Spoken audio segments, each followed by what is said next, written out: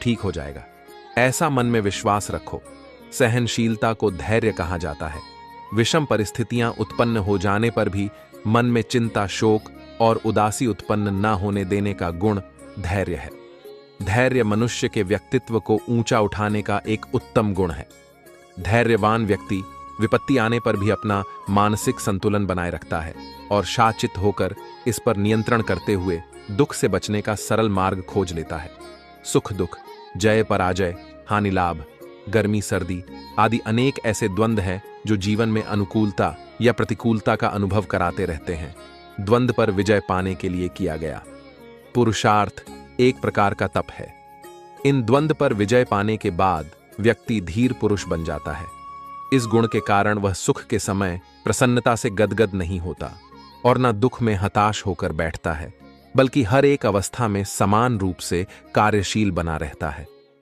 धैर्य के गुण को प्राप्त करके मनुष्य में असाधारण सामर्थ्य आ जाता है। वह न केवल अपने लक्ष्य को अविचल रूप से प्राप्त करता जाता है, बल्कि दूसरों को उचित सलाह देने के लिए भी सदा तत्पर रहता है। गीता में मनुष्य के इस गुण को दैवीय संपदा बताया गया है।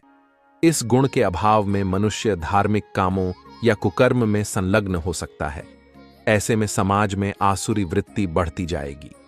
समाज में मानवीय मूल्यों की रक्षा के लिए हमें धैर्यशील बनना चाहिए। मनुष्य को जीवन मार्ग पर चलते हुए अनेक कष्टों का सामना करना पड़ता है, अनेक संघर्ष करने पड़ते हैं, परंतु इनका सामना धीरज रखकर ही किया जा सकता है। सामान्य परिस्थितियों में तो जीवन यथावत चलता रहता है, परंतु धैर्य की परीक्षा विपत्ति आने पर ही होती है। इसलिए संत तुलसीदास ने उचित ही कहा है, धीरज, धर्म, मित्र और नारी, यानी इन चारों को आपातकाल में परखना चाहिए। इसी तरह भर्तृहरि का कहना है कि चाहे नीति निपुण व्यक्ति हमारी निंदा करें और चाहे स्तुति करें, लक्ष्मी यानी धन संपत्ति चाहे रहे या ना रहे, आज ही मरना हो या चाहे एक युग के बाद मरना हो, लेकिन धीर पुरुष न्याय के रास्ते से विचलित नहीं होते हैं। धैर्य के गुण का महत्व जीवन के अलग अलग क्षेत्रों में स्पष्ट रूप से महसूस किया जा सकता है। लोग धैर्य के महत्व को, इसके जादुई करिश्मे को अच्छे से जानते हैं।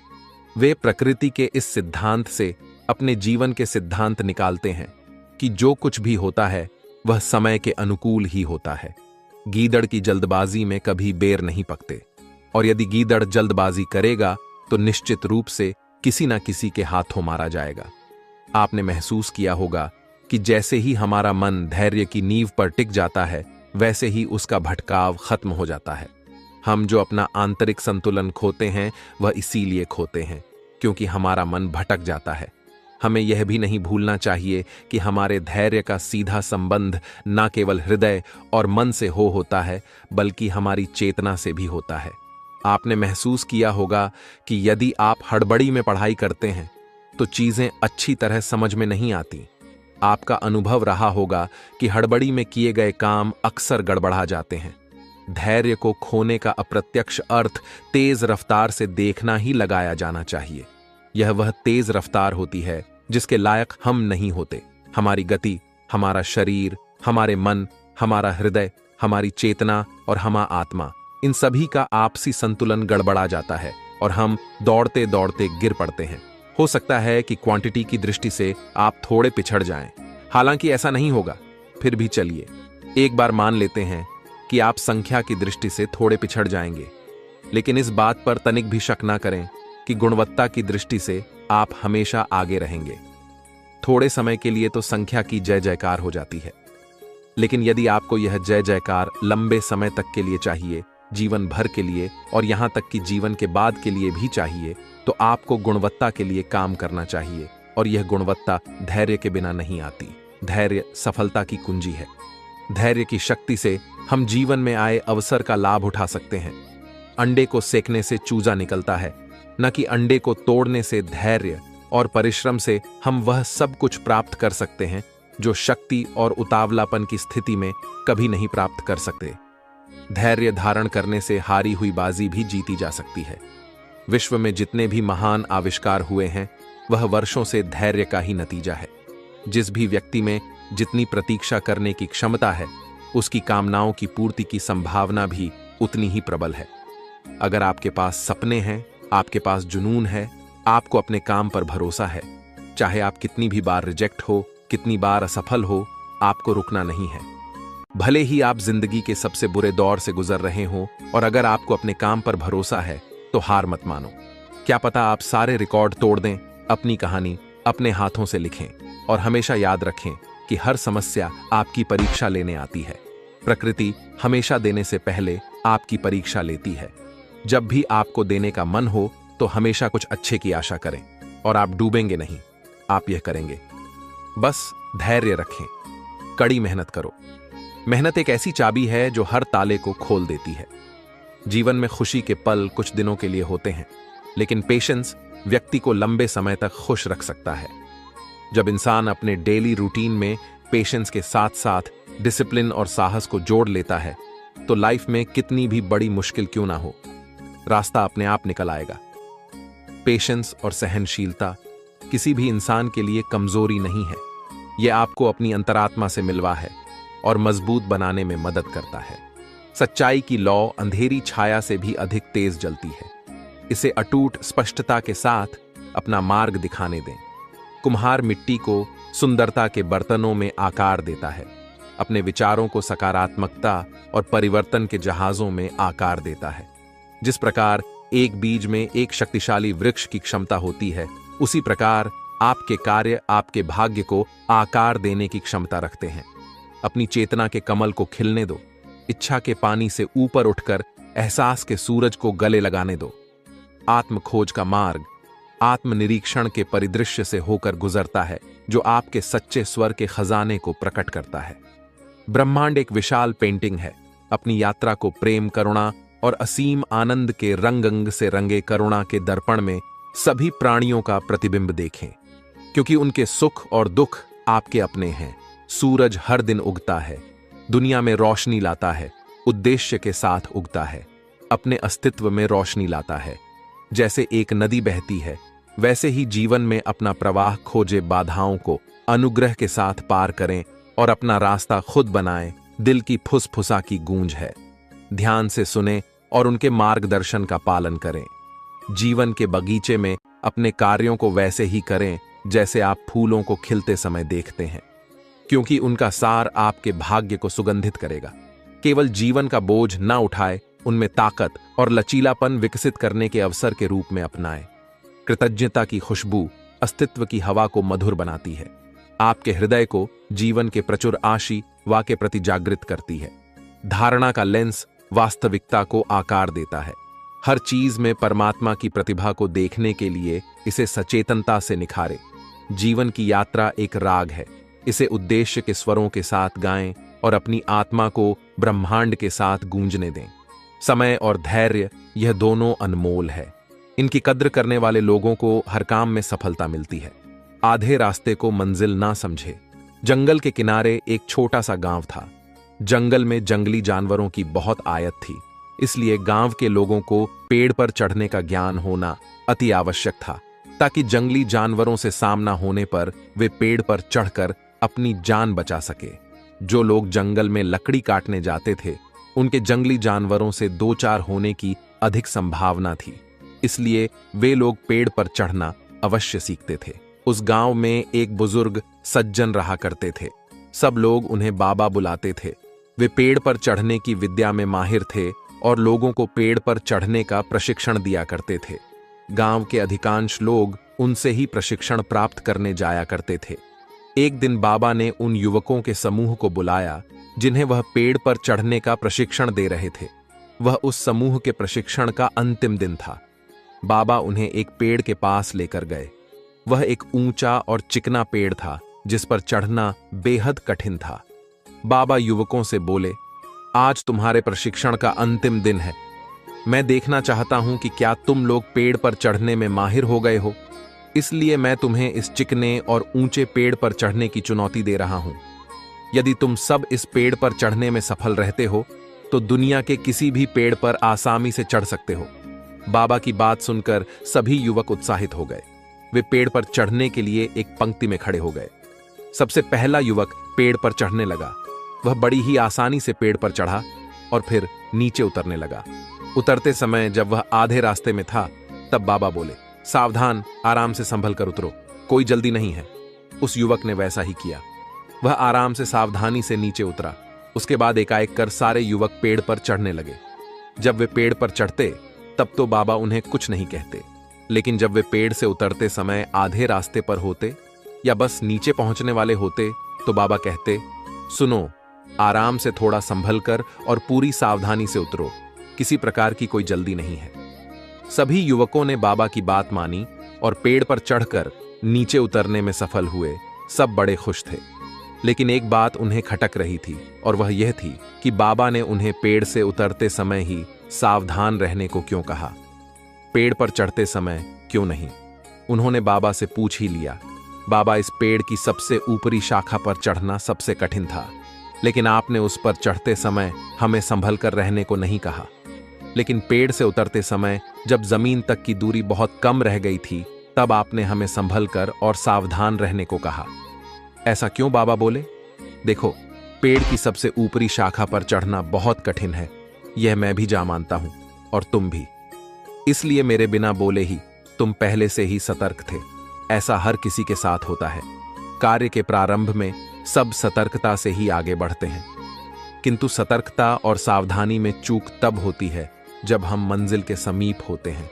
तब हमें लगने लगता है कि हमारा काम तो पूरा होने को है, मंजिल अब दूर नहीं, और वहां हमारा ध्यान भटक जाता है और हम गलती कर जाते हैं।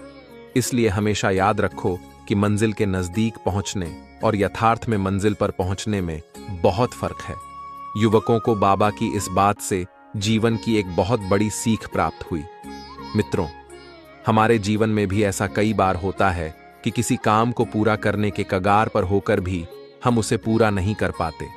अंतिम क्षणों में कुछ गड़बड़ हो जाती है और हम पछताते रह जाते हैं। अंतिम क्षणों की जरा सी असावधानी हमारा पूरा काम बिगड़ देती है।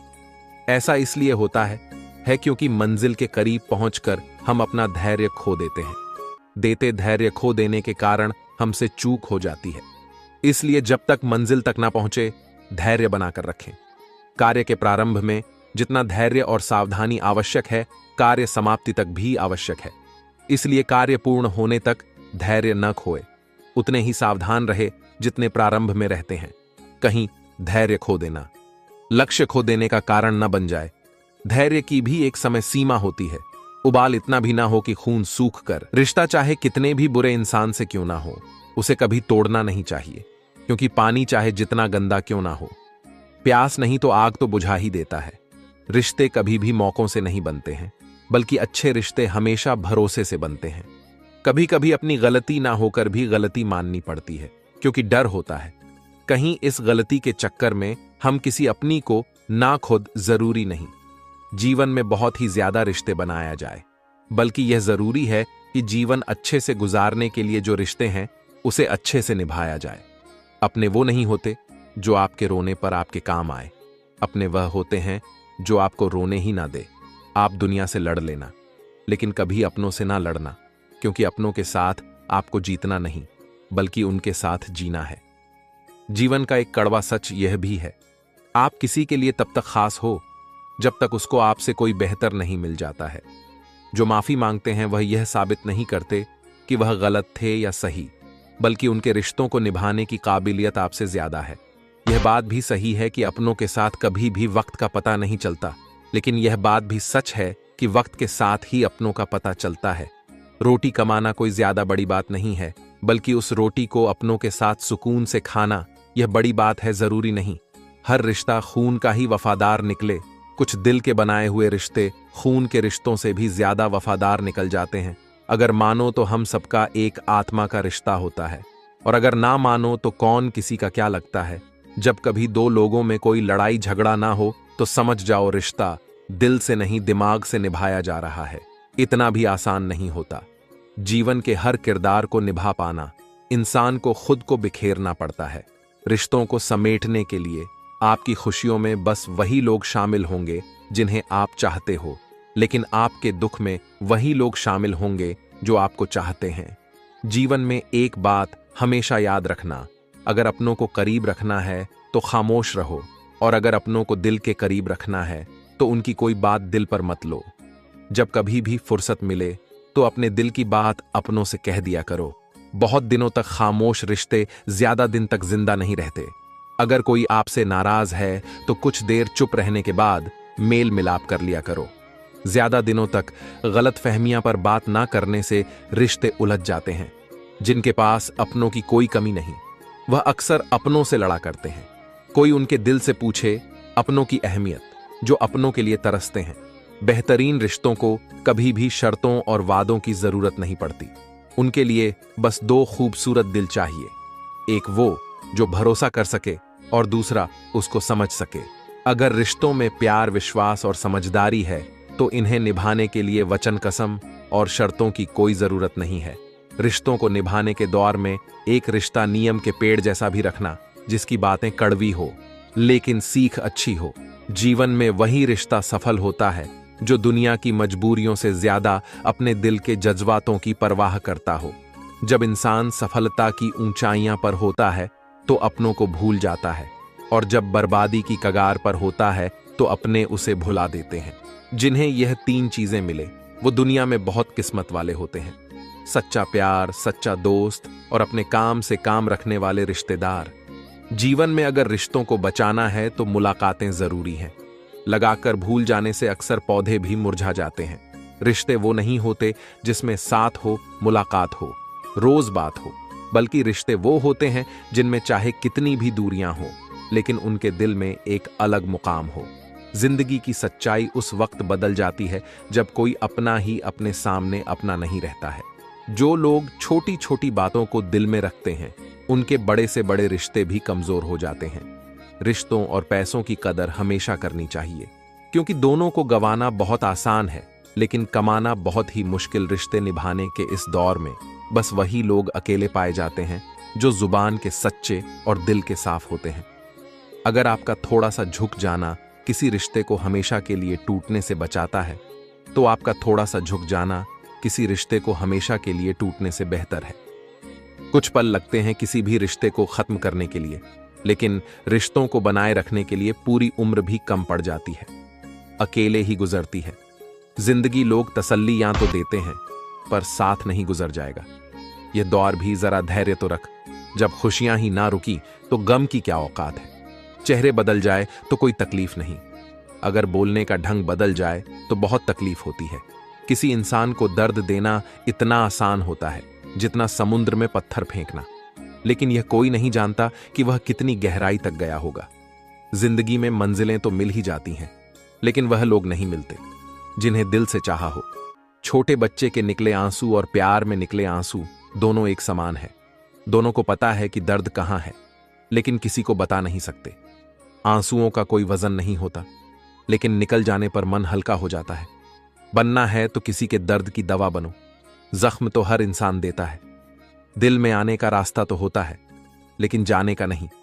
इसलिए जो भी जाता है दिल तोड़क जाता है। हम सोचते थे जिंदगी बदलने में बहुत समय लगेगा, पर क्या पता था बदलता हुआ समय जिंदगी बदल देगा। अपनी जिंदगी में वही इंसान कामयाब है जिसे टूटे को बनाना और रूठे को मनाना आता है, जिन्हें किसी चीज का लालच नहीं होता है। वो जिंदगी में अपना काम बहुत जिम्मेदारी से करते हैं। अगर आप में अहंकार है और आपको बहुत गुस्सा आता है तो जिंदगी में आपको किसी और दुश्मन की कोई जरूरत नहीं है।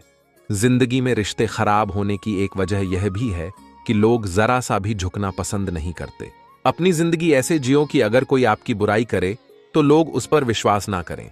यहां लोग अपनी गलती नहीं मानते तो किसी को अपना कैसे मानेंगे। बुरी आदतें वक्त पर ना बदली जाए तो वह आदतें आपका वक्त बदल देगी। प्यार, इज्जत और मेहनत छोटे शब्द है, पर ये जब मिलते हैं तो जिंदगी बदल जाती है। जिंदगी लंबी होने के बजाय महान होना जरूरी है। जिंदगी विज्ञान के प्रयोग जैसी ही है। जितनी बार प्रयोग करोगे पहले से उतनी ही बेहतर होती जाएगी। इंसान को बोलना सीखने में 2 साल लग जाते हैं, लेकिन क्या बोलना है यह सीखने में पूरी जिंदगी निकल जाती है। हम जिंदगी में सोचते बहुत है पर महसूस बहुत कम करते हैं। अच्छी जिंदगी जीने के बस 2 ही तरीके हैं। एक जो पसंद है उसे हासिल कर लो, या जो हासिल है उसे पसंद कर सीख लो। सिर्फ खाने और सोने का नाम जीवन नहीं है, जीवन नाम है। हमेशा आगे बढ़ते रहने की जिंदगी में कभी उदास मत होना, कभी किसी बात पर नाराज मत होना। ये जिंदगी एक संघर्ष है, चलती रहेगी। कभी अपने जीने का अंदाज मत खोना। एक दूसरे के लिए जीने का नाम ही जिंदगी, इसलिए वक्त उन्हें दो जो तुम्हें दिल से चाहते हैं। जिंदगी बड़ी अजीब होती है, कभी हार तो कभी जीत होती है। सपना रखो, समुद्र की गहराई छूने की किनारों पर तो बस जिंदगी की शुरुआत होती है। एक तालाब में बहुत सारे मेढक रहते थे। उस तालाब के ठीक बीचों बीच एक बड़ा सा लोहे का खंभा वहां के राजा ने लगवाया हुआ था। एक दिन तालाब में मेढकों ने निश्चय किया, क्यों ना इस खंभे पर चढ़ने के लिए रेस लगाई जाए। जो भी इस खंभे पर चढ़ेगा उसको प्रतियोगिता का विजेता माना जाएगा। रेस का दिन निश्चित किया गया। कुछ दिनों बाद रेस का दिन आ गया। प्रतियोगिता में भाग लेने के लिए वहां कई मेढक एकत्रित हुए। पास के तालाब से भी कई मेढक रेस में हिस्सा लेने के लिए पहुंचे हुए थे और प्रतियोगिता को देखने के लिए भी बहुत सारे मेढक वहां एकत्रित हुए। रेस का आरंभ हुआ। चारों ओर शोर ही शोर था। सब उस लोहे के